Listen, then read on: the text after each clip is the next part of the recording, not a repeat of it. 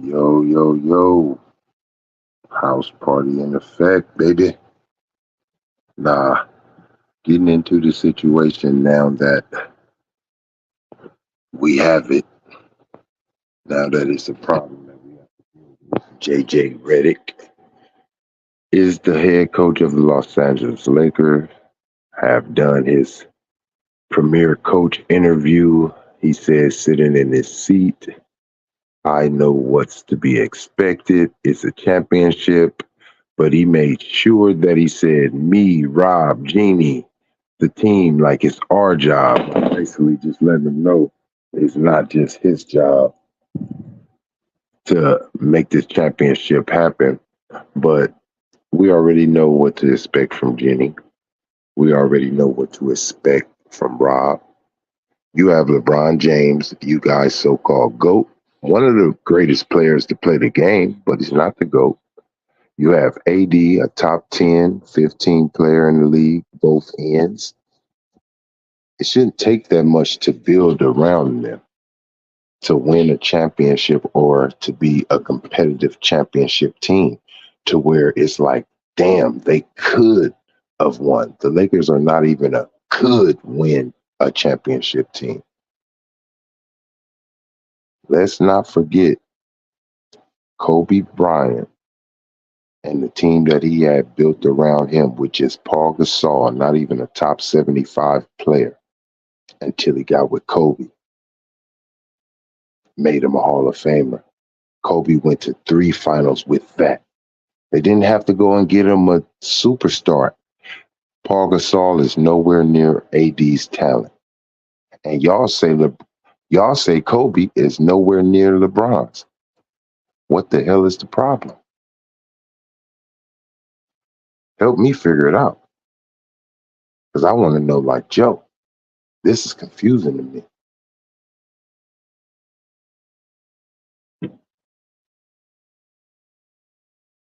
Also, getting down to the nitty gritty, I believe that the Lakers are going to draft Bronny James, take him 55th.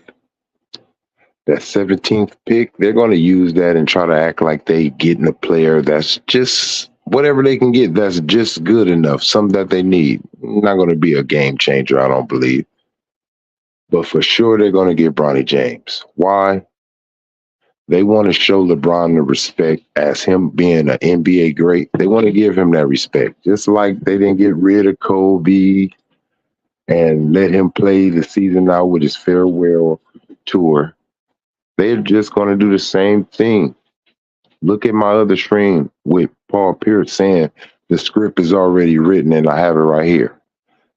You only seen father and son. The only one that I know about in sports, not wrestling or anything else, but in professional sports, baseball, NHL, football, NBA. I only know about Ken Griffey and his father. So this is something that the NBA wants. Don't doubt that. They wants that because that's history. The Lakers want that. That's history in their franchise. That's seats. That's money. You think people ain't going to try to come to his first game, father and son? You think they ain't going to make that big? Even though people talk crap about it, including me, I never said it wasn't going to make money. Oh, it's a money maker for sure. And that's the problem that I do have with the NBA. It has become more corporate than just the love of the game. They're not worried about building the game anymore. They're worried about filling their pockets. How can we make more money? You even hear Stephen A. He say, I wake up in the morning and I think, how can I make my bosses some more money? And how can I have some of it? If that ain't some house, you know what shit? But that's what all of these guys think. How can I make this franchise or the NBA some money and I want some of it? Not about how can I make the game better? How can I leave something to the NBA? It's all about taking from the game. What can the game give me? The great ones was always able to leave something to the game And what you got from the game was a reward off of what you gave. I believe that the Lakers have committed basketball suicide by doing everything that LeBron James want beyond before this point and pretty sure beyond. Before it got to the point to where his son was eligible to play in the league, they should have never traded away that championship team for Russell Westbrook. Just because you lose and get put out, which was due to injuries, that was the truth in that season. AD wasn't healthy. You don't trade your core. And that's what we did. Look at KCP. He went on hitting big threes for Denver. We had that. We let it go. Kyle Kuzma. Not saying that he was just the third one, but that was length. We had a lot of length over other teams too, where we didn't have talent and skill, our length and our defense, bully mode. That what got us there. We went away from the identity that Frank Vogel had created. And he got fired for a successful system that someone else changed. Basically, it went from running Frank Vogel's system to back to LeBron James' system. Why do I say that? That first year that we got AD, LeBron did not lead the Lakers in any category except for assists. That's not a LeBron James system. Ever since then, he's been leading. AD's been leading only in what? Rebounds, blocks, defensive things like that. That's because LeBron started chasing records after that championship. Okay, the Laker fans ain't gonna care about my records and everything, and ain't gonna celebrate if I don't bring no championship. So before I get to the records, let me do everything I can to get this championship. Boom, I get that. You guys say that Laker fans are ungrateful for what LeBron James did. Y'all say we were struggling. Kobe was on his way out. Seats were still getting filled because Laker fans are very appreciative when you really bleed for us, when you really sweat for us, when you give us your all. LeBron James has not gave us your all. One thing about being a Laker fan, when you come here, don't talk about what you did for any other franchise. We do not care. We had the captain, Kareem Abdul-Jabbar. He won a championship in Milwaukee with Oscar Robertson. We didn't care about that. You better win out here in LA. He didn't do that until he got Magic. And Magic didn't win one without him. We had Shaquille O'Neal. Anybody else would have just been drooling, Shaquille, Shaquille, Shaquille. No, you got to get us a championship. You had some all-stars, Nick Van Exel, Eddie Jones, two-way player, one of the best defensive players in the league at that time, a jump man with Michael Jordan. You didn't do anything. You got Kobe. Once Kobe developed into the beast that he was, not even the Black Mamba yet, he was just Kobe with the afro. Kobe at that time, and that was just enough. If you look at the playoff percentages between him and Shaq, he only averaged 1 or 2 points more than Kobe. Kobe wasn't carried. That's why in every song when Kobe and Shaq was in their heyday, you hear him say, like Kobe and Shaq, like Shaq and Kobe, because it wasn't no carry. You can't say one without the other.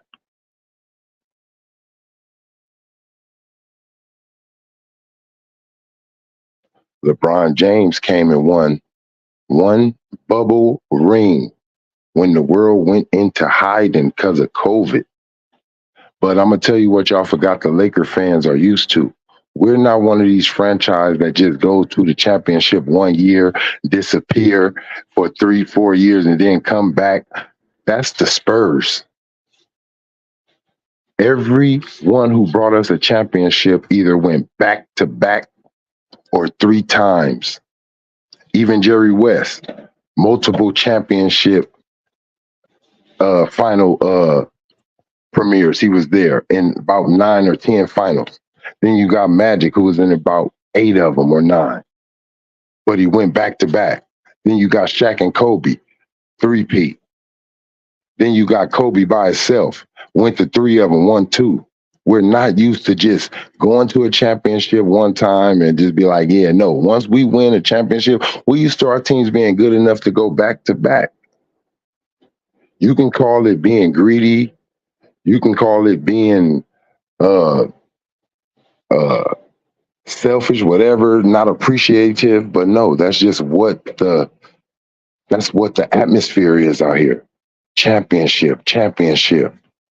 Kobe told y'all famously, we do not hang Western Conference banners. Like that's not something that we just look at. We want that championship.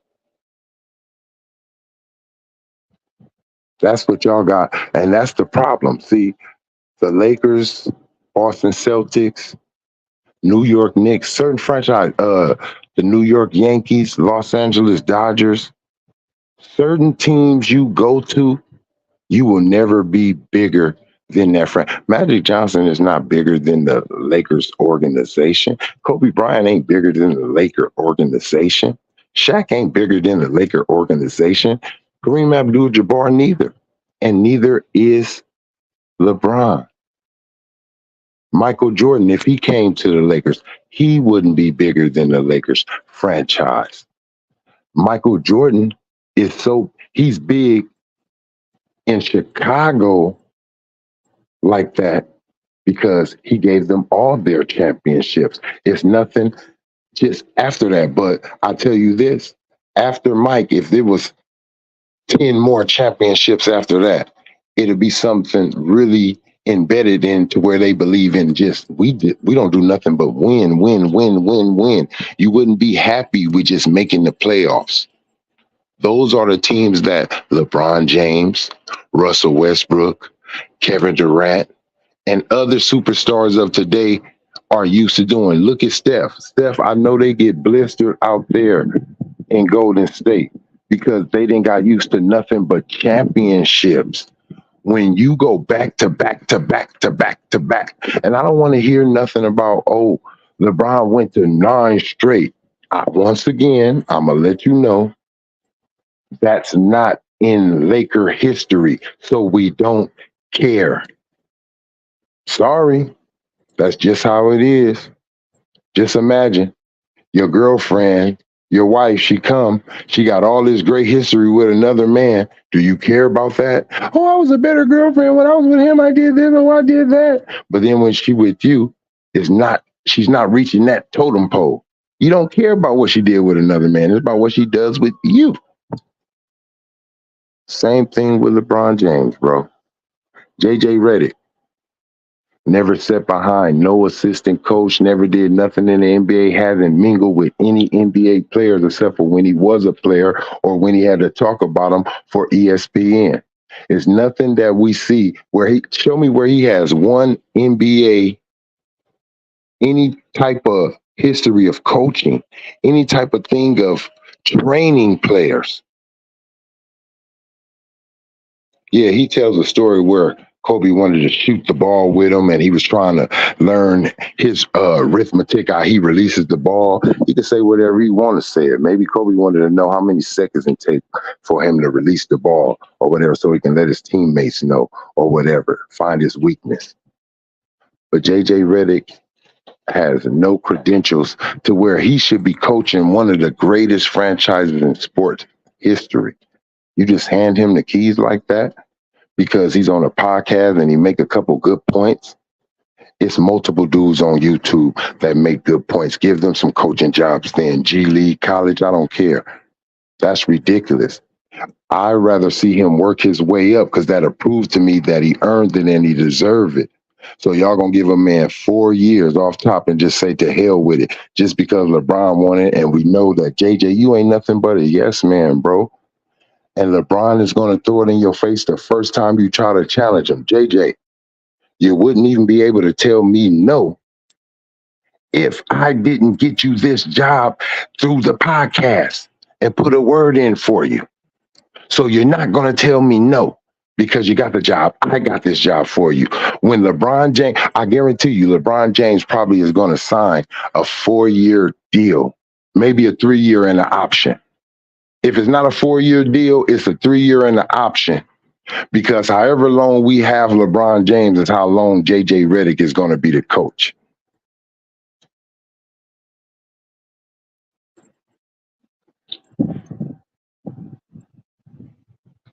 It's not an accident that JJ got this job. LeBron always chooses his coach. He got Paul Silas fired. David Blackfire chose Tyronn Lue. He wanted to get Spoelstra fired, but it didn't happen on Pat Riley watch. No. Then he came, Luke gone. Frank Vogel gone. Darvin Ham gone. JJ gonna be gone too. The first time JJ don't help LeBron reach a certain goal that he wanted to reach in one of those seasons. JJ do anything to not help LeBron GOAT argument, it's a rapo-tapo for him. LeBron gonna put him in an ankle lock and not let him go. Put his ass in a sharpshooter and break his back. Send him back to the pot. Look, LeBron, that's how you gonna know the podcast ain't even gonna start back up. I guarantee you, JJ Reddick coaching era with LeBron James, if it's a failure, they will not have that podcast after that. LeBron will get someone else. The Lakers have committed NBA basketball suicide by not making. You think the Lakers want to keep firing coaches and paying them while they sitting home with their legs? You think that's really their decision? They'd rather those coaches coach their contract out. It's LeBron James. They have this pressure of playing with a dude like LeBron James, who is pushed to be this GOAT. You have this pressure to get him championships to catch Michael Jordan every single season. The thing is, you're trying harder than LeBron James. He's not trying as hard as you. You guys will see. Right now, the NBA counts on LeBron James to make them money. But as soon as LeBron James is not their cash cow, you're going to hear little anonymous GMs, anonymous coaches, players coming up with stories and things about LeBron all of a sudden, talking about how they didn't like this and how they didn't like that, underhanded things. I'm a Laker fan. I don't want JJ Reddick to fail, but I have nothing to go on. I have nothing to go on. No hopes. No nothing. Not even saying, man, when he was a player, he was successful. Oh, he broke this record. Oh, he knew what he was doing. When JJ was a player, bro, I didn't pay him no mind. I didn't even think he was a threat. He wasn't even as much of a good three-point shooter as everybody talked him up to be. He was average to me.